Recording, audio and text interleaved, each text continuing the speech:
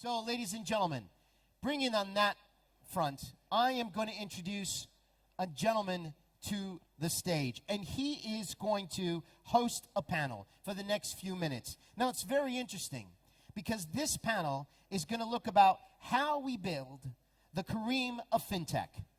Yes, the Kareem of Fintech. What does that mean? Well, we're looking to see how we can get a unicorn out of MENA. What are the key ingredients? And we're going to bring a panel of distinguished guests that are sitting in the audience from a wide range of backgrounds to give us a perspective of what it takes to build that unicorn here in MENA. So, ladies and gentlemen, without any further ado, to host this panel, he's the global head of research at Citi. Ladies and gentlemen, please give him a warm welcome. It's Rhonit. Gose. Come on, let's put your hands together.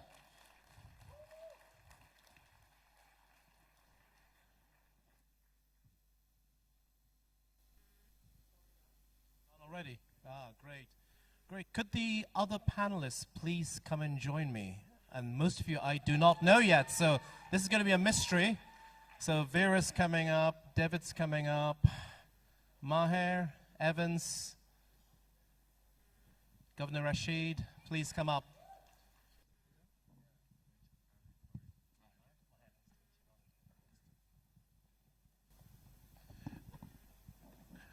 Great. We're gonna kick off our panel session now, and as Michelangelo painted the picture and told us we're going to talk about how we're going to build the Kareem of Fintech, and I use that term broadly and loosely. How are we going to create a regional, a local MENA Fintech unicorn?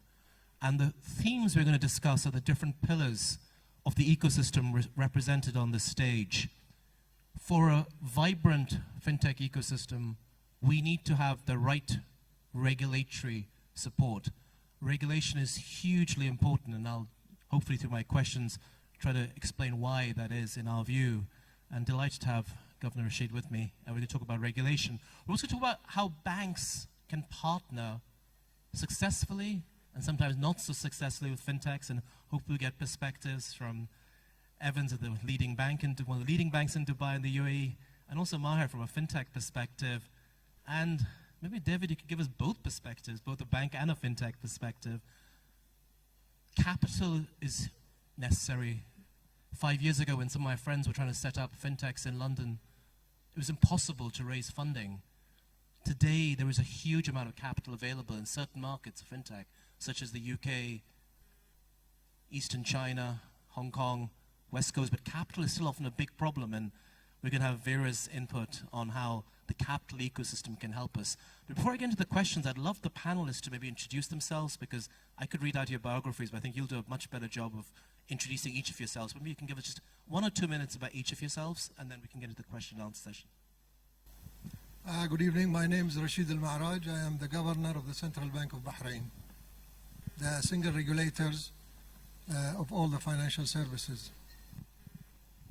Good evening. My name is Evans Munyuki. I'm the Group Chief Digital Officer for Emirates and BD.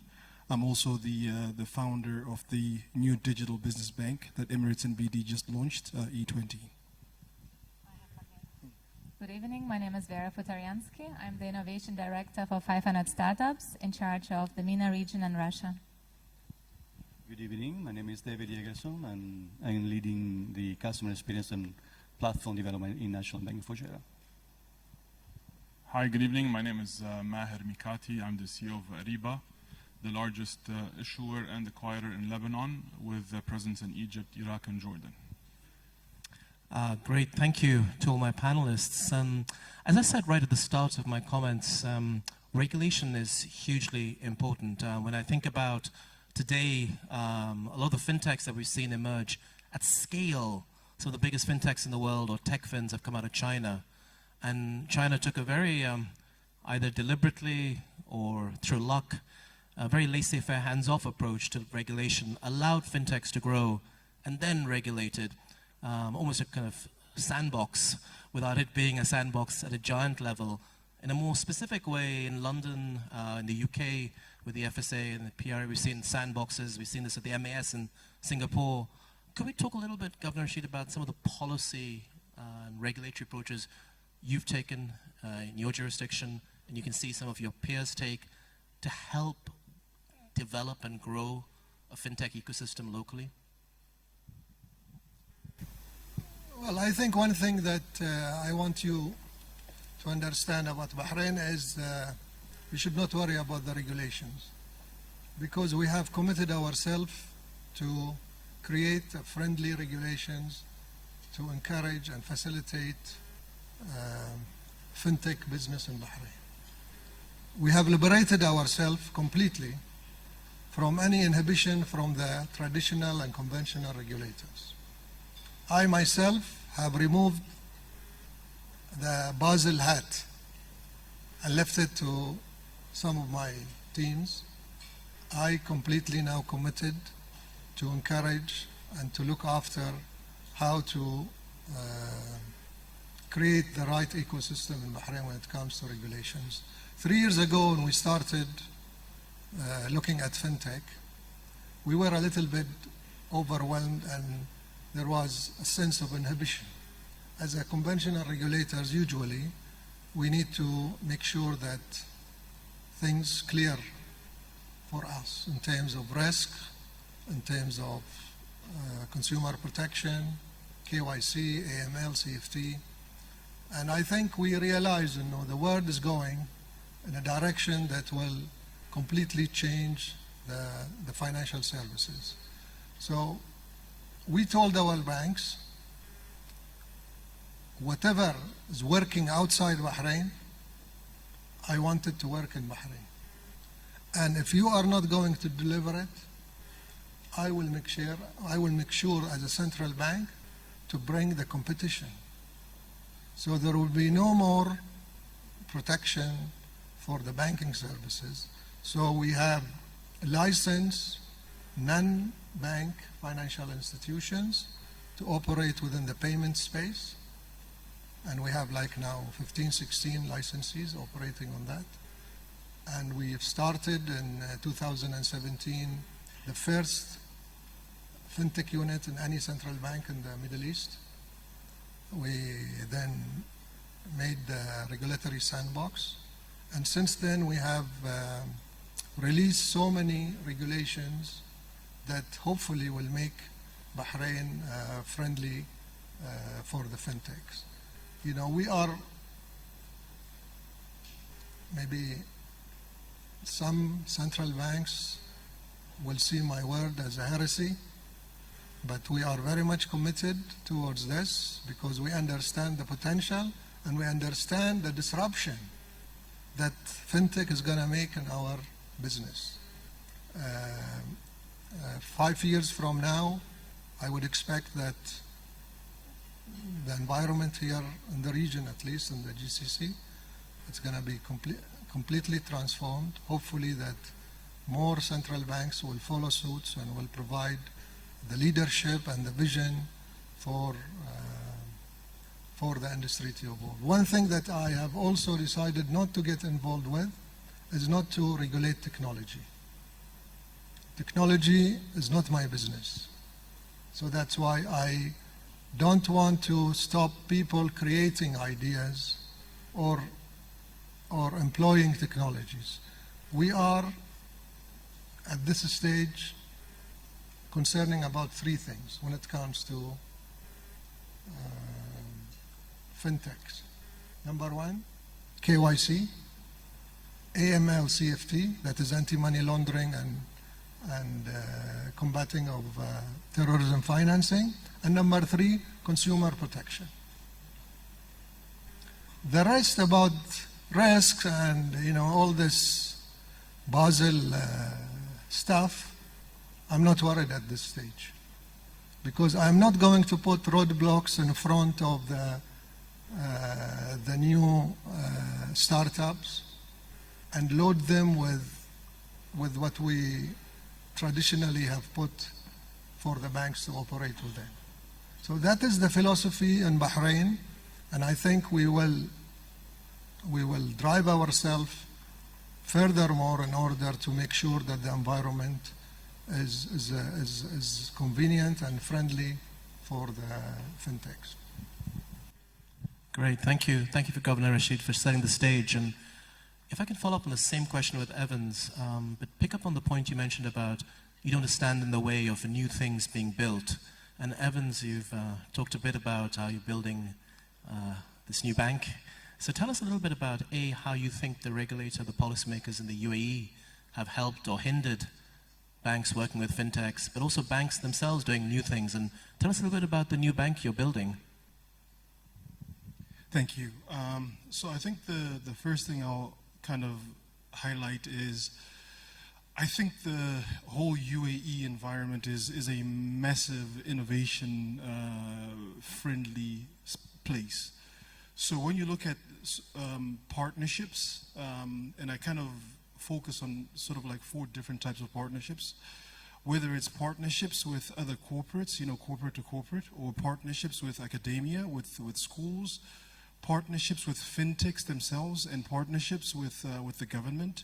There is a very, very vibrant environment of partnership that exists within the UAE. So in any given month, we spend time, speaking with various partners, whether they're in government and so on. So it's a really, really good thing in terms of the environment that we have. I personally have a massive sort of like love for problems and really focusing on problem framing. So when you look at the success of fintechs that really make it and really do well, they're really focused on really understanding specific problems and really focusing on really doing a really good job on solving those problems. And it's the same kind of sort of like attitude and approach that we've taken into deciding to actually launch and unveil this digital business bank that we've now unveiled, where shortly we'll be starting to have customers in beta, and then in the first quarter of next year we'll open it up to the full public. But it's really around understanding the pain point that SMEs have. You look at Expo 2020 that's happening next year. You look at SMEs, which includes fintechs and insurtechs, freelancers, which includes sole proprietors, gig economy workers, mothers working at home. There's a whole line of people that have very good ideas to solve problems, but who struggle when it comes to, for example, opening bank accounts and getting access to financial services. So it's with this intent of solving this problem.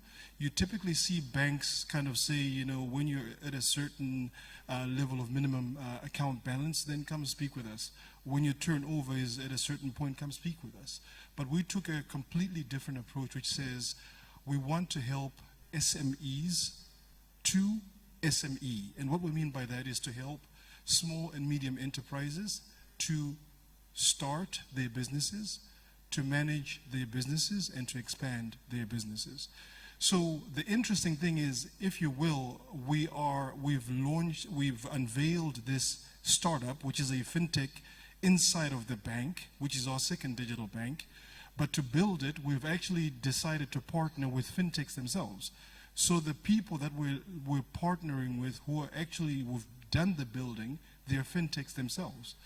The solutions that we're using, for example, for KYC are by fintechs themselves.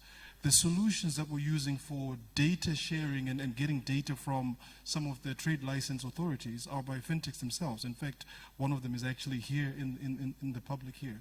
So it's about partnering together, but really focusing on solving problems. So this is more a Dubai story, a UAE story about the value of partnership. Sure, Devid wants to jump in on the same topic.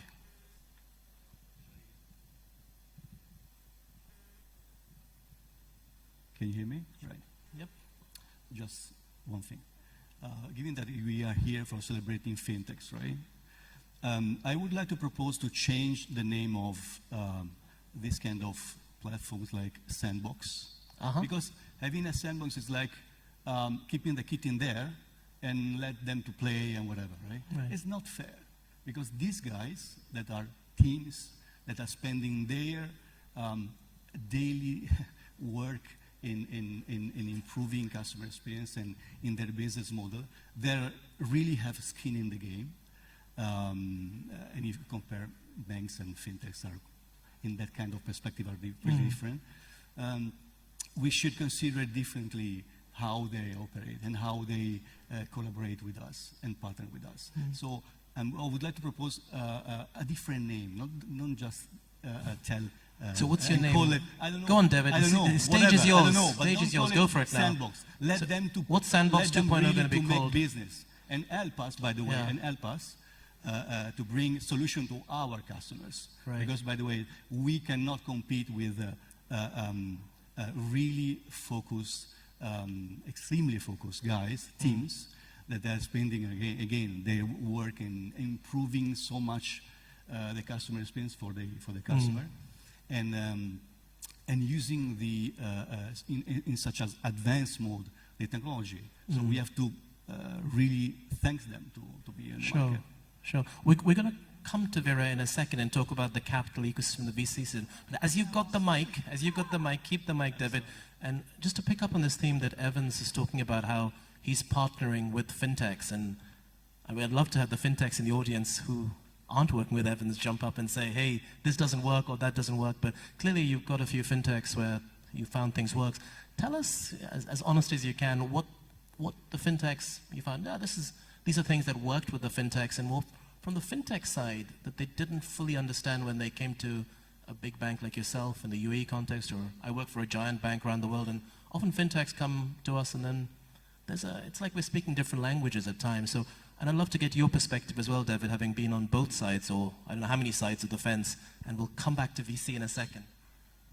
So I think the first thing is that we, for us as banks, our processes are not designed to work in an agile way as kind of the way you work with fintech. So it's everything, the procurement processes, etc. So what we had to do is we actually, before we reached this stage of actually, for example, doing the full digital bank that we're doing, we took various components to sort of like ready ourselves for this kind of collaboration. And one of the very first things we did is we were basically the first bank in the UAE to actually create our own API sandbox, where we exposed APIs to fintechs with synthetic data so that they can basically start practicing how to integrate with a bank, to integrate with us. And we actually issued some certifications to about 5 fintechs through the DIFC Fintech Hive partnership that we did. So one is setting up sort of like the architectural pipes that allow for collaboration. We did the same thing with our own API gateway. So basically our architecture now is made in such a way that the way that we consume our own applications or partner with the external world, we're leveraging APIs and API ways of work, even though we don't have PSD2 kind of requirements within the country. But then there's also the element of actually processes. So we wrote a fintech manual where we collaborated with our colleagues in procurement to say, how do we do procurement with a fintech? Because traditionally procurement will tell you, okay, I want to see these kinds of documentation before you partner with a certain company. I want to see their financial strength, how long have they been in business, all the things that a fintech would not qualify for. So doing single sourcing kind of thing. So it's taken innovation and collaboration with multiple teams, procurement, how you work with compliance and everybody else to be able to partner with fintechs. Things that are challenging are still we don't move as fast as the fintechs would like, so they expect, you do, things are very quick, but they take time because we also have our own governance processes to basically fulfill. So I think we're moving in the right direction. Are we ultimately there as a region? I think we've got work to do, but we're moving in the right direction. Thank you. The same question to Devid, please. Banks, partnerships, frenemies, friendly enemies. Actually, we experimenting the same issues, difficulties in try to join with fintech teams and our way to do things that is completely different. We understood that the mindset are different. I'll give you an example. I spent some years with PayPal, And in PayPal in 2004, already at that age, they had a single department with 88 people, if I recall it well, that they spend every single day, every single hour to understand how the mouse is jumping around the web page, to understand the position, the right position of the pay button in the flow, in the payment flow. That is the kind of dedication that these teams has, right? That's we as a traditional organization, big organization, we don't have, or we lost in the last decades. And what we are trying to do is to merge the mindset, to bring our guys from the bank, living some days with the fintech startups. Let them to breathe the same air. Let them to really understand what it means. If you are not streamline correctly the process, you can lose some customers. If you lose some customer, you cannot demonstrate to your VC that you can deserve the next round of the investment. This is the kind of the skin of the game that they have, that we don't have. And the only way to do it is to play in the same zone. Don't call it sandbox. In the same zone. Same zone. I really think that we'll say that fintech is the zone only from way now to on rather than sandbox. But let's flip this conversation a little bit and bring in some startups and VCs, because we had the banks and the regulators talk, and maybe Devid, you were the link. But let me get Vera into this conversation. You've been waiting patiently, Vera. We skipped over you. So one of the sort of, I started this panel by saying, can we build a Kareem of fintech? Can we have like big local or regional fintechs? And one of the big missing pieces has been capital.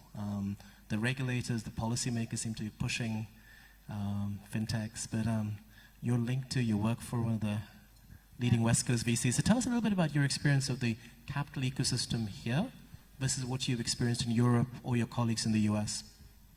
Thank you. First of all, I want to say thank you to Myrna for giving me the opportunity to be on the panel in an evening dress. This has never happened in my whole speaking career, so thank you, Myrna. Second, regarding capital, so just for context, 500 Startups is the most active early stage venture capital based in San Francisco. We're in about 75 countries with about 14 regional funds. So from the beginning, we thought, yes, of course, we'll look at Silicon Valley and San Francisco, but we don't want to forget the rest of the world. So pretty much from the beginning, we expanded, and MENA is one of our, we're the most active VC in MENA as well. It's a very big region for us. We have about 14 fintech investments here in the region and 300 globally. One of the probably best known, one of our 16 unicorns is Credit Karma at a $4 billion valuation now. So we even have a dedicated person for fintech in our team in San Francisco, which says a lot. We don't have that for every sector. So fintech definitely is on the radar for us quite a bit. So I think, and this point was mentioned on stage before, we do have a lot of capital in the region. That's a fact, right? Myrna said, Abe said as well, there is capital in the region. I think what we're lacking is we don't have enough VCs. We definitely could use more VCs here in the region for startups, but also for, just to manage the capital. I think we definitely need investor education, right? That's one of the points that I speak about a lot. We always say talent is everywhere, opportunity is not. So we come to create the opportunity. We help startups scale. That's one of our big mantras at 500. We really want to make sure we come into this early stage. So we usually do pre-seed, post-seed, up to Series A at 500. It's an early stage VC. We do follow-up investments now in companies that are that we invested in before. But in order for startups to thrive and stay in the region and not go looking for money elsewhere, they need to have more knowledgeable investors. So that's a very important point for us, that we really make sure the whole ecosystem is holistically built, right? The startups are always in the middle, the entrepreneurs, but we need investors to be able to invest. We need the governments to work together to change regulations if needed. And I've seen this myself. I used to be with Dubai government before I joined 500. So I've seen how this region really, truly is amazing, how regulations can be changed if necessary, right? If we want certain startups to succeed, we can change regulations here, and that's really remarkable. Of course, we need, I think the academia is super important because that's where the next talents are being born and grown. We must not forget that. And of course, the corporates, the banks, right? Those are the partners and the clients for the startups after they received investments, let's say from us, after we help them grow to this, you know, we call it a death valley when it's really difficult for them to scale. We support them through that stage. But if they don't have banks, if we talk about fintech or any corporates, to then say we want to partner with you or acquire or invest, then it's difficult for the startups to, what are they going to do with all the, you know, the knowledge and the products they developed. So it's really important for banks in this case to be on board. And I can say that we do a lot of, besides investing in startups, we also do a lot of corporate innovation. And we have a lot of clients from the mobility sector, right? GM, Daimler, and you know the likes. They really recognize we are being disrupted. We need to jump on this, you know, train. If not, we'll lose. We don't see that many banks come to us yet. You know, maybe banks are trying to do it themselves. I don't know. I mean, but we work with BBVA in Mexico, our Mexican team, and that works really well. But I would love to see more banks say, "Yeah, we really would love to work with startups." It doesn't mean I mean, it's also, there's no point of doing it in-house, right? R&D is so much more expensive than actually partner or invest or acquire or, you know, any other way. So would love to see more than, you know, of that. And also to the question of this, how to build a unicorn in the region, I think we definitely, as long as we'll have such strong regulations, it will be difficult for a unicorn to emerge. Was that a sign for something? Am I? So I think regulations needs to be eased up a little bit. I think if it's going to be too strong, well, they have this difficulty in the MENA region that each country has its own regulations, so it's very difficult because of different regulatory frameworks for startups to expand quickly, right? They come to UAE. I mean, in UAE we have the most fintech investments. I think we have about 7 fintech companies we invested in, and I think 2 of them are here. I see Denari Cash over there. It's one of our startups, and I think Money Fellows is here as well. So, and we have a couple of more in the UAE that also went through our accelerator that we run with MISC in Saudi Arabia.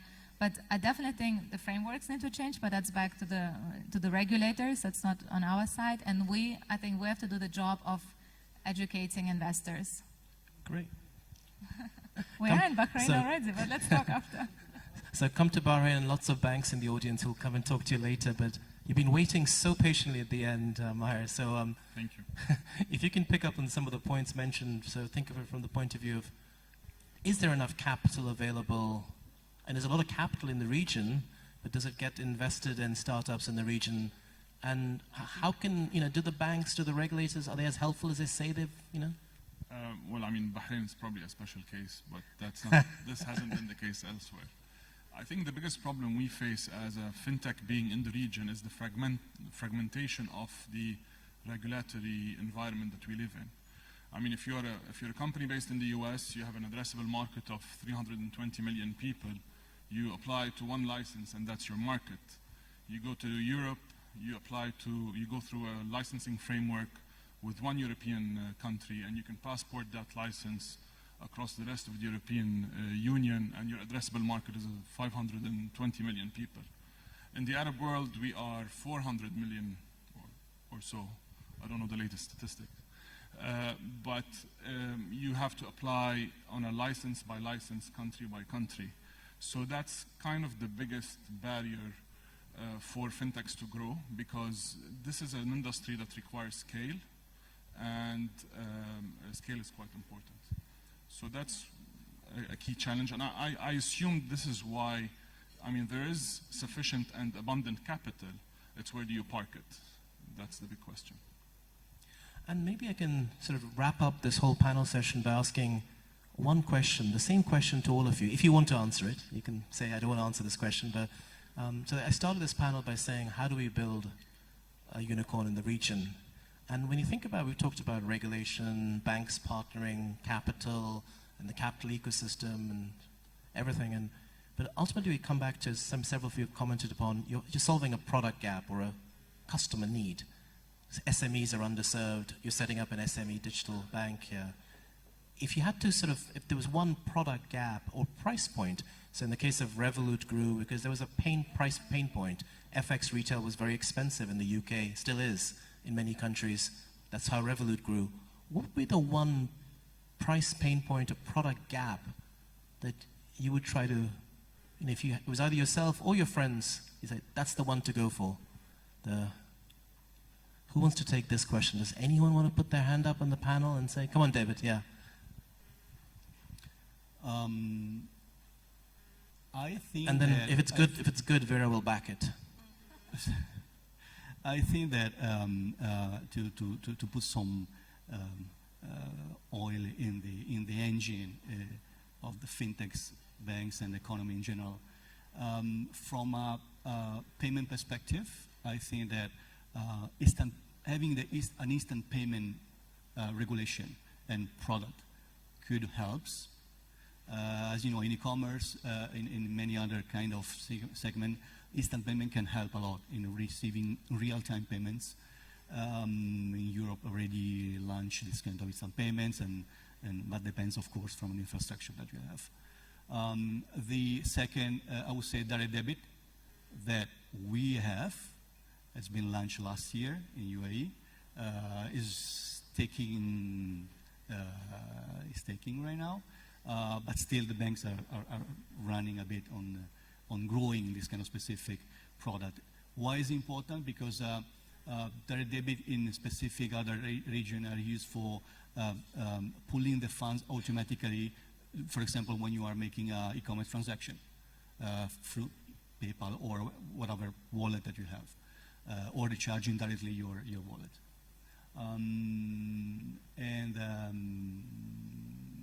What else? Of course, having a wallet. Maher is trying to jump in, could so be we can maybe give him the mic. I think you said wallets, instant payments, better direct debit and wallets was from Devid.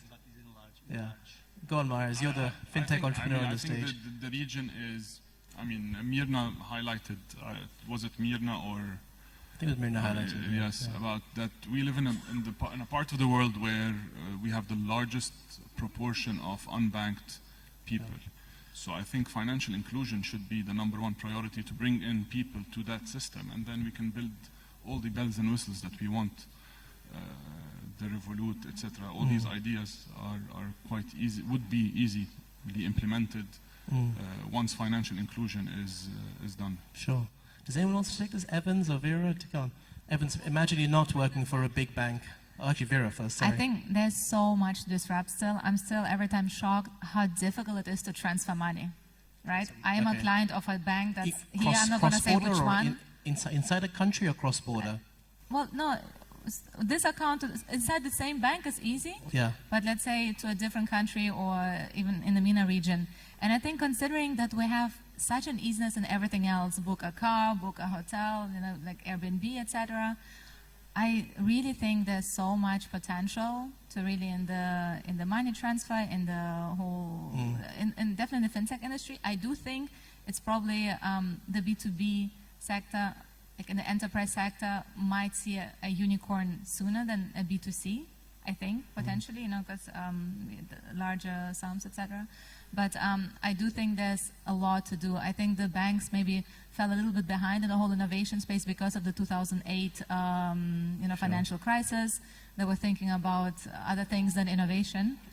Is that that's a time up, yeah. And Michelangelo's waving all kinds of things off stage, so we have to I don't think he's painting. He's definitely telling us we're finished. I do think we can build a unicorn here. Yeah. I think we have talent in the region. Yeah. We just need, like the gentleman was saying, the regulations to change as well, and the capital to stay in the region and not go elsewhere. Great. And not go into real estate. And I think that's not changing. Into real estate. Going to be 30 seconds, Evans. Go on, take the mic. 30 seconds, Michelangelo. Yeah. So I think focusing on solving problems. I think the one problem that we all have is really understanding why it's difficult to send that money or to get the accounts opened and all those things. And it comes down to when the relationship manager is this, and there's no human being in between. There's the bank and this, and that's it, there's the customer. Then you have to keep the bad people out and allow the good people in. And that's where the companies that work on solving problems that help to keep the bad people out, allow the good people in, compliance as a service, I think they will nail it. Just one word. One word, Governor One Rashid. word. One word.